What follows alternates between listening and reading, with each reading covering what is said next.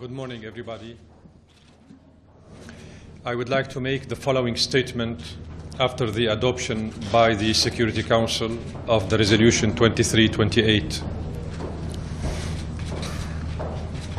France and Britain's insistence on presenting and adopting such resolution is just another part of the continued propaganda against Syria and its fight against terrorism.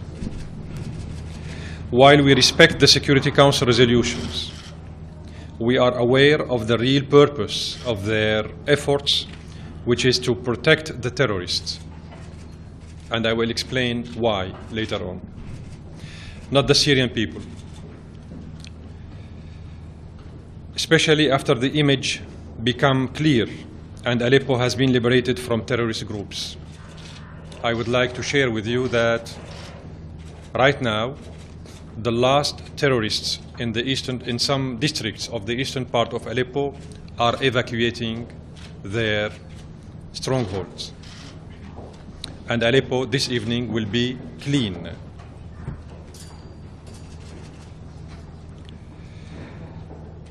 The Syrian government does not oppose the adoption of any resolution that respects the international humanitarian law and the protection of civilians, or intends to provide civilians with medical and food assistance, or to protect medical and educational facilities.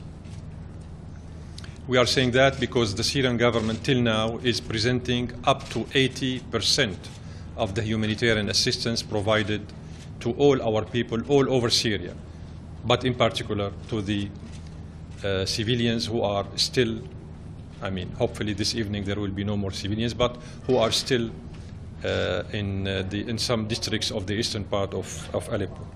The UN is not doing its job correctly. To be factual, these principles are at the core duties of the Syrian government towards its citizens. And it has been doing this over the last 5 years. We oppose the attempts of some member states to draft and submit, under a humanitarian cover, a crafty and vague terms and loose phrases that tolerate more than one interpretation, with the intention of exploiting these resolutions to achieve hidden agendas, to legitimize foreign interference, changing of legitimate governments by force, or even using military force. These kind of resolutions might have a lot of purposes, but the stated humanitarian goal. We all have in mind what they did to Iraq and Libya and elsewhere. Under the cover of humanitarian purposes. In Libya, they wanted to protect the civilians. They destroyed the whole country and transformed Libya into an international hub of terrorism. Iraq, needless to talk about it. The Syrian government, as part of its humanitarian response, has received more than 100,000 civilians who came out of the eastern district of Aleppo through the period from 26 November until the 14th of December. Moreover, the government has provided all the services, needs, and medical care for those civilians. It is necessary to point out that the Syrian government has provided 80%, as I said, of the food and emergency assistance to those families, while the United Nations organizations have only provided 20%, roughly 20%. The Syrian government demands in this regard that the UN aid organizations do their part in helping the Syrian residents of Aleppo, helping in deeds, not in words. The Syrian government has agreed to evacuate the unlawful armed groups and their families from Aleppo. Many people today of the so-called families of the terrorists left the buses transporting them to outside of Aleppo and joined the government's, the Syrian Arab Army, the Syrian Arab Republic Army and the government's areas under the control of the government. Many of their own families decided to leave the buses, and they left, and we have the images and the films and the YouTubes and the WhatsApp and whatever, which proves and corroborates what we are talking about. This is very indicative, ladies and gentlemen.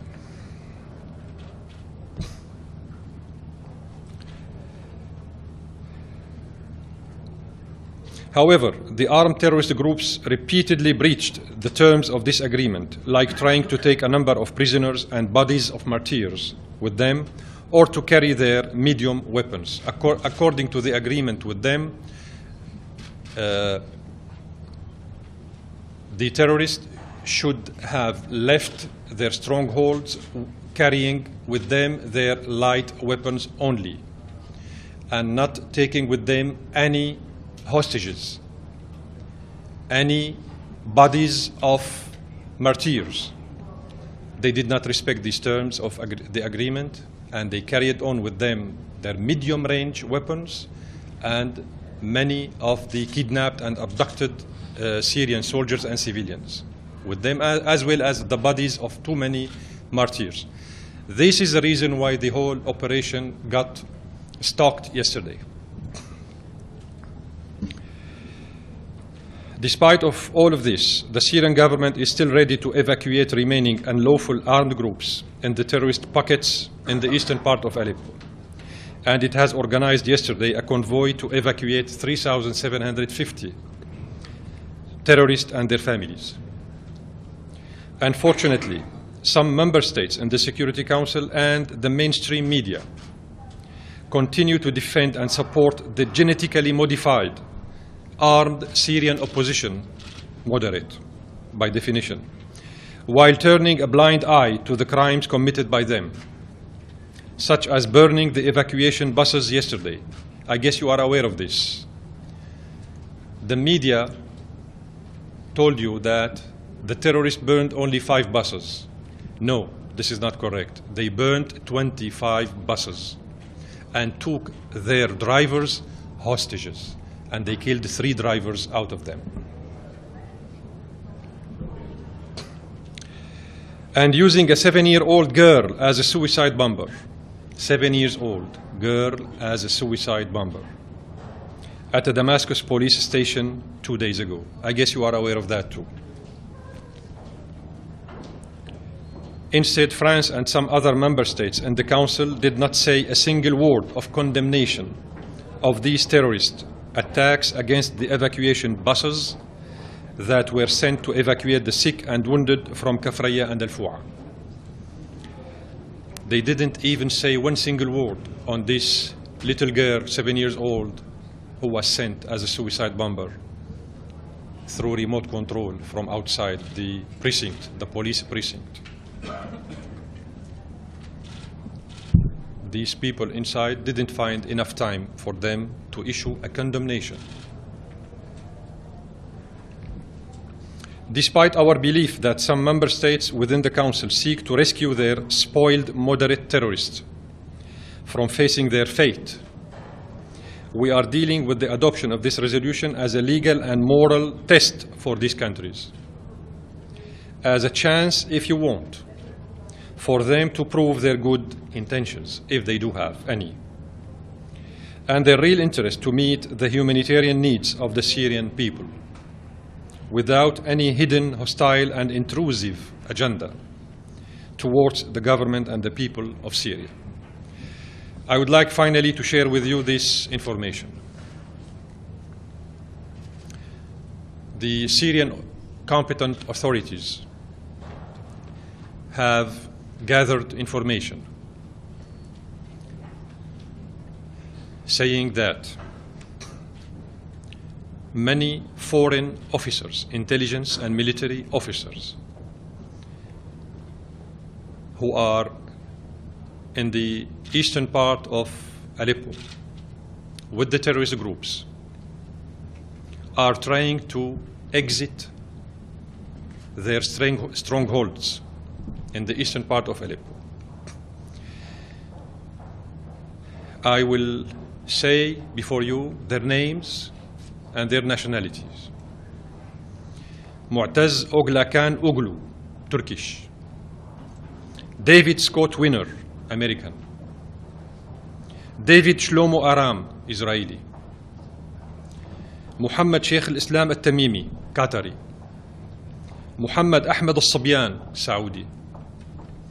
Abdul Mun'im Fahad al-Hreij, Saudi. Ahmed bin Nofal al-Drej, Saudi. Muhammad Hassan al-Subay'i, Saudi.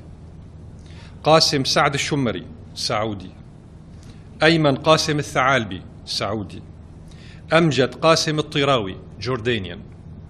Muhammad al-Shafi'i al-Idrisi, Moroccan.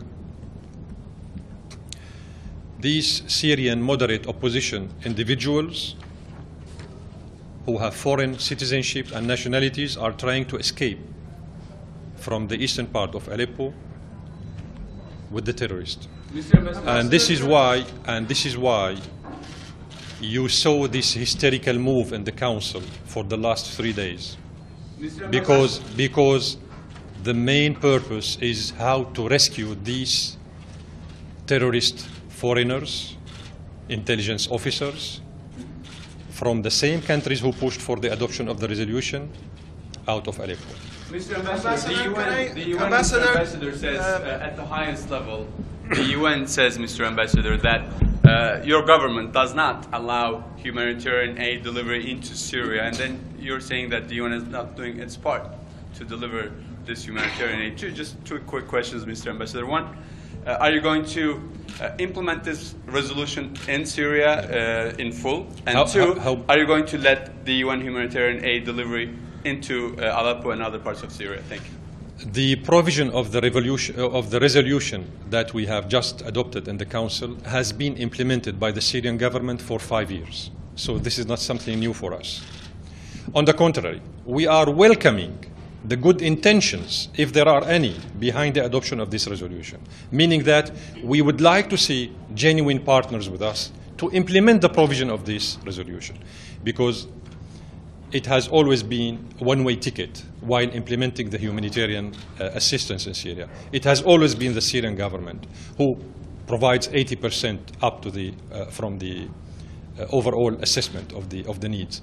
So it is time for those who pretend they have good intentions towards the Syrian people to share with us, with the Syrian government, these burdens, humanitarian burdens. So we are not that sad with this resolution because it is part of our continued daily efforts. Ambassador, I want to ask a more specific question. Can you tell us, in the next 24 hours, will your government allow the UN observers to enter Eastern Aleppo?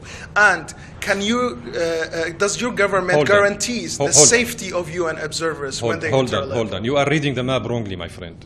You are reading the map. You are reading the map wrongly, and you didn't read the resolution. Are you not following the events correctly? Are we going to implement the resolution? Yes. This is your question? Are you letting the observers in? Good, excellent. We are talking about observers who are still there on the spot. We are not talking about observers who will come from Mars or from Jupiter. The resolution talks about observers who are there. ICRC, Syrian Arab Red Crescent, OCHA, United Nations, all of them are there. Nobody else will come from outside of these people who are still there. So we are not talking about forming or establishing a new force coming from outside to replace those who are on the spot. The resolution speaks about the UN as well as RCRC and the Syrian Red Arab Crescent Association to supervise and monitor the implementation of the resolution. So they are there. They have been implementing the provision of the resolution for years. Does your government guarantee their safety, Ambassador? We have guaranteed the safety of the UN staffers for 6 years. 6 years, and none of the UN staffers got killed or wounded or abducted, just for your kind information. And we paid costly for that, because too many of our officers, our humanitarian workers, and our officers got killed because of that. What's the status of civilians in Fua and Kafraya, and who, according to your government, was responsible for the burning of the buses? Which groups? The group who burnt the buses is called Saraya al-Tawheed. Saraya al-Tawheed, which is part of Al-Qaeda and Jaysh al-Fatah, affiliated to the Turkish intelligence.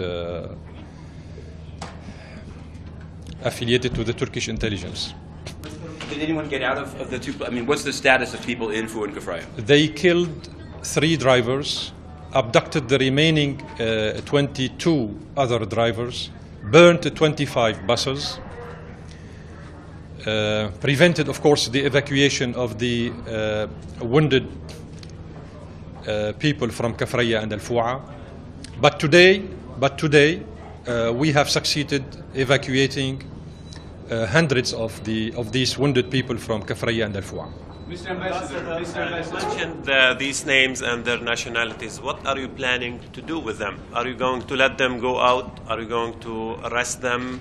Because you have all the information, obviously, and you control the area on the ground. So what We are going to catch them, my friend, and show them to you. You mean only them or them and other fighters? Them? No, I'm talking about the foreigners, intelligence officers, whose name I have mentioned a few minutes ago. You wanted to see them? We will show them to you. Mr. Ambassador, a lot of buses that were You supposedly burned in Eastern Aleppo were It's burned. not supposedly. Haven't you seen the pictures? No, I'm supposedly. I'm saying because they were not burned by the people you claim were burned by.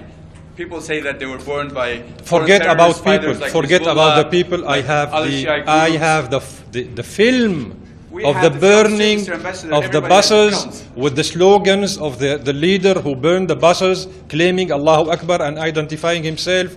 We have the statement who issued. Come on, my friend. Come on. Give me a break. Give me a break, please. Mr. Ambassador, you named off a whole list of individuals who you claim are Nice people, yeah. are intelligence agents from countries. No, they are Syrian moderate opposition. Right. Can Genetically you tell, modified. Are they still in Eastern Aleppo? Yes. They are still there. Yes. And this is why you saw this hysterical move during the weekend by France and Britain and the Americans, because they wanted to guarantee their safety out of the eastern part of Aleppo. Mr. Ambassador, how have you been able to name them as you do now? We don't have strong intelligence services. Thank you so much.